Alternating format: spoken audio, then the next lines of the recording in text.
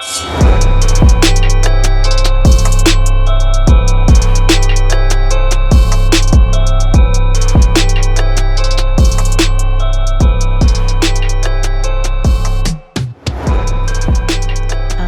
we begin another week by discussing last week. It's me, it's your girl, it's Miss Tech. I'm still in Chicago. As far as I know, it's still occupied, which would make this, week 21 days of the National Guard being in Chicago. Now, I could be wrong. I haven't heard any updates, and the truth be told, I've been so busy, I haven't been paying attention to Lori Lightfoot lately. So the Guard could be here, the Guard might not be here. Doesn't matter. Some things haven't changed. They still shooting black people. Police brutality, yada yada yada. I don't want to sound exasperated as I talk about it, and let me give you the truth. Is I would definitely like to change the topic and start talking about something else, but we are still in the situation where this is the topic du jour because things are starting to change, but not change enough, or at least not change enough for my liking. I'm not even going to cover about what happened in Atlanta over the past couple of days, where there was an altercation with a black man who had fallen asleep in the drive-thru. The cops came. There was a tussle. He grabbed the taser. He ran away from the cops. The cops shot him in the back, and now we have another black guy dead for a reason that I don't understand. But leave it for me to come talk about that. What I really, really wanted to touch on, among other things, is I wanted to talk about corporate America again, but what I really wanted to talk about is how people of color, specifically black people, are handling all the stuff that's going on right now. And I think I should caveat this because I find it difficult to talk about Black Lives Matter and to talk about my opinions on stuff, because if you don't know, I'm biracial. I'm not multiracial. I'm biracial. I'm black and I'm white. I'd like to say I'm half black and I'm half white, but I did one of those DNA tests and apparently I'm 60% Caucasian and 40% white. I'm sorry, 40% black. And when I talk to people in the black community, I don't have a right to talk about the black experience. And when I talk about to white people, the white people consider me definitely not white. So I feel like a poser, which isn't right, because I should be I should be accepted to have the same conversations. But I've heard it on both sides growing up. I heard it that when I lived in upstate New York and I went to a white school, I was the first time I was called a nigger or an African porch monkey. And then I came to Chicago in third grade, and because my parents insisted on me going to a Catholic school, I had to go to, there's more to the story than for another time. I don't want to get into all the story, but I ended up going to an all-black Catholic school on the south side of Chicago, which was the first time that I was actually called a honky. So in the space of 1 year, I went from being a nigger to a honky. And, I've had various experiences over the years. There's a lot of colorism that goes on, not just in the black community, but, in the Asian community as well, as that you have more value or lack of value placed on the tone of your skin. So let's not even just talk about the racism that's going on because of people's color of their skin between whites and everybody else who's not white. But there's also colorism that goes on with people's skin tone inside each community of color. I mean, with Asians, with Indians, with Africans. I don't know that there's any with Native Americans. Unfortunately, I don't know enough about their culture to say anything about it, but I'm familiar with the others to know, stuff that goes on, whether you're light skin, red bone, yellow, high yellow, all this other stuff. But that's neither here nor there, or it's totally everything. Just trying to say that, like, sometimes when I have these discussions, I feel uncomfortable, and I shouldn't, because I'm not going to say that I have had the same experience being a biracial woman as somebody who is black. I'm definitely not considered white, but there are certain situations where I know that I have not had the stem of racism to the extent of someone who's got a lot darker skin than I have. And, we'll have another conversation down the line, because, I can talk about my experiences of having tan golden skin in other countries such as Europe and in Asia, because it's very interesting how I have been perceived and what I have perceived over there. But what I'm talking about this week, today, right now is Black people, and specifically Black people working right now in corporate America, because I want to say the last couple of weeks for me have been very interesting. And I know I mentioned in last week's podcast about, the proper way to talk about civil unrest in the workplace. Like, we shouldn't be just calling it civil unrest, because that really, I want to say, candy coats or whitewashes exactly what's going on to make the conversation more palatable and more comfortable with everyone. But this is a time to be uncomfortable, and being uncomfortable does not mean confrontational, because every time someone's uncomfortable, they need to understand that being uncomfortable is not the same as confrontational. Because you're uncomfortable does not mean that somebody's confronting you. It's maybe you confronting yourself with what your thoughts and what perceptions are, but it does not mean that somebody's being confrontational with you because you feel uncomfortable. And I think this is something that could be said along a lot of different topics that are going on, at least in the United States and probably worldwide right now. That just because you feel uncomfortable does not mean that you're being confronted. So let's get that clear. I'm going to take a moment for everyone to have that sink in. So, as I said, we can't candy coat or whitewash what's going on in corporate America. You need to make a point that, my deliveries were not able to go out this week because FedEx wasn't able to come to the building because there was rioting and looting that was a cause of the Black Lives Matter protest, because people weren't, feeling like they were being listened to, and a lot of the rioters and looters had nothing to do with Black Lives Matter, but because of this situation that we have going on right now, there has been a lot of disruption. And, maybe I don't say it in the way that I've just said it now, but along those lines, I've made sure to keep the conversation out in the open in the office, because it does nobody any good for us to, what we've done in America all along, which is not talk about the 800-pound gorilla in the room. That being said, over the last couple of weeks, I've had my colleagues who are people of color. We're trying to work, right? We got to come to work every day. We got to get paid, because we're lucky we still have jobs during this time, this COVID crisis time. So we're blessed. And, it's always that, people of color have to be careful how they conduct themselves and what they say in the office, because, it's always that people who are Black or have any type of skin color in their skin are perceived as being aggressive, or, there's a different way that you get judged differently. And it took me a long time to actually admit that. I don't want to say and even see it, because, as I've said before, it's been a journey for myself to come to the thoughts and opinions that I have now. But you always try to make sure that you are, I like to call it the lowest common denominator, the least rocking of the boat, the less being able to stick out because of something that you're saying. I always stick out in corporate America because of my personality, but I also stick out because I am not a white girl. I'm not your typical white girl.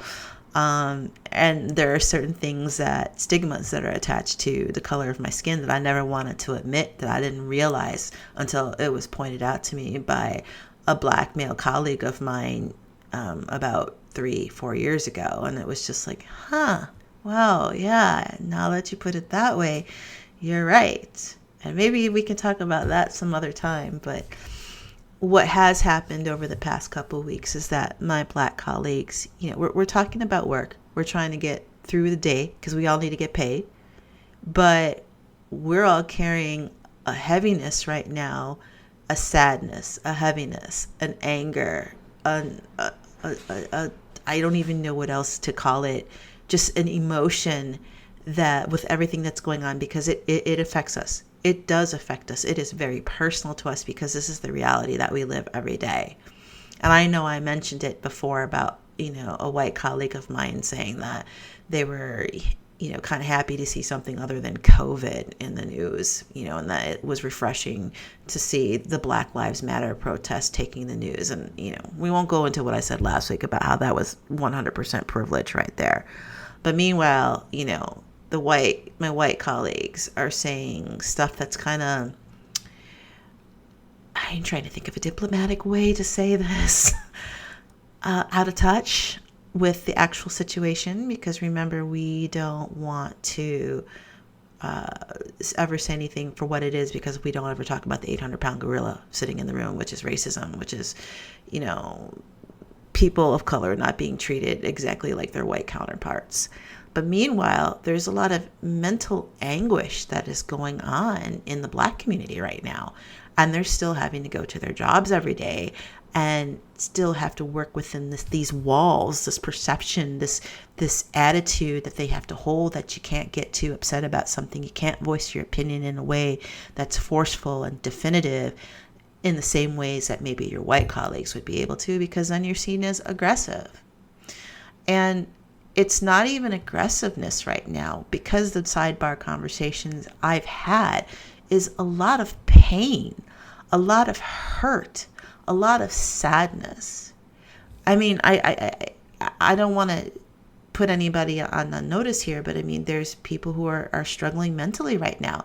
And I know that it's happening in people's personal lives, because on Twitter and on just messages I'm getting from friends that have absolutely nothing to do with work, they're talking about how they're struggling and how it's really hard and how it hurts. And, they're having to try to check out and tune out because they just can't take it. But this is also going on in corporate America now, with your colleagues who are sitting in the office right now having to deal with it. Now, I'm not saying that you need to go up to them and be like, give them a hug and, oh, honey, child, how are you doing? And all that other whatnot, right? That's not what I'm saying. But what I'm saying is that maybe because you don't understand and you don't feel it, that it doesn't mean that your colleagues aren't suffering right now and are having, just a lot of pain that they're internalizing. Because I'll tell you this, you guys may not be part of our conversations all the time, but there are definitely conversations going on. I've been witness to it, and sometimes I feel like I don't belong as part of those conversations because I don't have the same experience, but I have experience enough to be party to the conversations, right? And it's just such a shame to me that we have no way to actually really talk about this, And, I think it's sad. I think it's really sad that there is this disconnect between people that really just don't see or get how the Black community is struggling right now, that their colleagues are struggling right now. I mean, the best that they can do is give some sort of like fucking PR shit in the office, some sort of email, some sort of announcement via press release or via their social media about how they stand with Black Lives Matter, and then maybe, just maybe, have some conversation or town hall meeting about be nice to Black people. And it's all awkward and seems fake, and it's a very bizarre situation to be in right now, and it's a shame. So I guess my point is, what I'm saying is that if you're still working, if you're not laid off because of COVID, if you're in office and you happen to have some Black colleagues, even though everything might seem like it's okay and they're not acting any differently than they normally would in the office, know that quite a few of them are struggling right now, having not necessarily mental breakdown, but having to do mental gymnastics to disassociate themselves with something that's going on that affects them just because of the color of their skin, and then work with a group of people who just don't get it or don't want to or are avoiding the situation, right? So I'll go back to what I'm saying. It's like, I don't think it's appropriate for you to be coming up to somebody and giving them a hug and just like, tell me your pain, but maybe listen. Just listen and accept.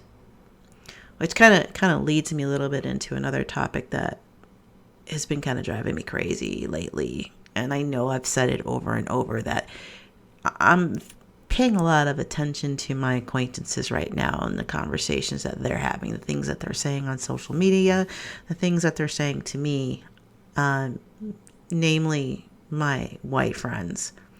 And it's difficult. I'm not going to lie. It's a little bit difficult for me to talk about this in race because I don't want to say white people. I don't want to say Black people because it's that 800-pound gorilla. And I want to say that, like, yeah, all people are alike and they're the same and we all get along, but that's not true. I mean, the truth is that white people, black people, brown people, yellow people, nobody's better than the other. But we've set up this situation in America that we just cannot talk about race. We cannot talk about race without, again, as I've said earlier, some sort of discomfort going on.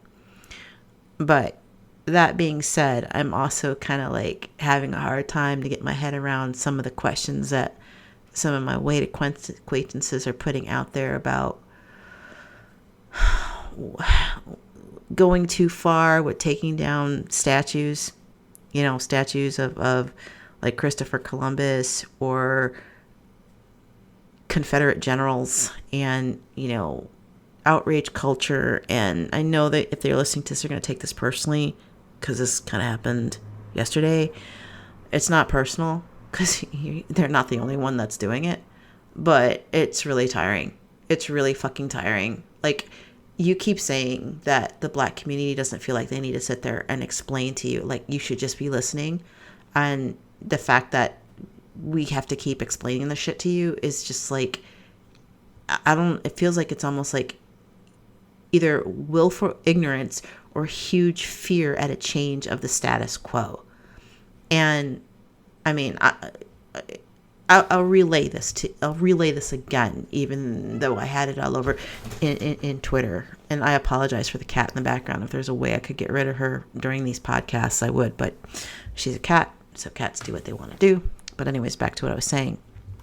And so it seems to me that the only way to get our white friends to understand is we have to compare slavery to what happened with the Jews during World War II, which is a load of bullshit. Like, if you can understand why Hitler doesn't have a statue in Germany, why the swastika, flying the swastika, is illegal in Germany and also in Holland, why these things are in museums, but you don't understand why, people would want to pull down Confederate statues, rename forts, not be able to have the Confederate flag flying. My mind is blown by this. I'm not going to go because I'm treading very carefully here. And someday I'm going to stop treading completely carefully on this. I'm still new to, podcasting by myself. So I'm trying to let these filters go, but and I know why they understand better why it's unacceptable to have Hitler as a statue or anything that makes Jewish people uncomfortable. But if it makes black people uncomfortable, then it's erasing history. I'm going to be quiet for a moment because I want you all to think about that. I will repeat it again as I did earlier, my other point. If it makes Jewish people uncomfortable and it's something that you wouldn't do because it would make them uncomfortable because of the Holocaust, why can you not understand that something might make black people in America uncomfortable because of slavery? Like why is one more important than the other? Both are very bad times in history that we don't celebrate.